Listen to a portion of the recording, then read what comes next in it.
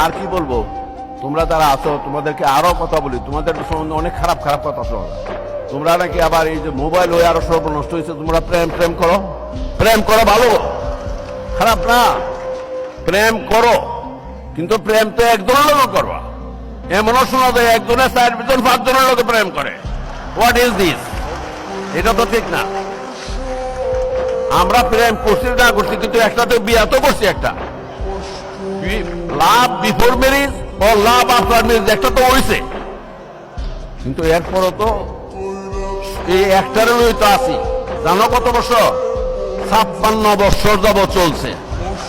ঝগড়া ফেসাদ হয়, ঝগড়া ফেসাদ হয়, তোমার তর্কাতর্কি গুলমাল টুলমাল হয়ে যায়, কিন্তু এরপর তো কোন রকমের ধাক্কায় ধুকায় তো 56 বছর গেছি গা, এবং শেষ পর্যন্ত এটা লই তার লোক মরা রাখুন, তার তো চেঞ্জ করার কোনো সুযোগ নাই।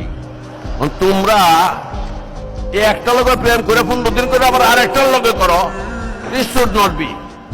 এগুলি কিন্তু, এবং এর পরিণামও খুব ভয়াবহ হচ্ছে, এবং প্রায় এখন ডিভোর্স, এরকম মাননীয় প্রধান বিচারপতি এখানে আছে, এটা কি করতাম, ডিভোর্সের রেট অনেক বাইরে গেছে, ডিভোর্সের রেট অনেক বেশি হয়ে গেছে, এবং এইসব কারণে এগুলি বেশি হচ্ছে। এই ডিভোর্স রেটে তো আসলে লক্ষণ তো ভালো না, এবং ডিভোর্স এমন হয় যে একটা বাচ্চা হয়েছে এরপরও ডিভোর্স করে হচ্ছে। তাহলে এই বাচ্চাটার ভবিষ্যৎটা কি? জাতিকে আমরা কোন দিকে সামনের দিকে নিয়ে যাচ্ছি? এইগুলি হচ্ছে। চাকরি বাকরি যারা করে এদের মধ্যে হচ্ছে, খুব দুঃখজনক, লজ্জাস্কর। এই ধরনের আমাদের কালচারে তো ডিভোর্স হওয়ার কথা না।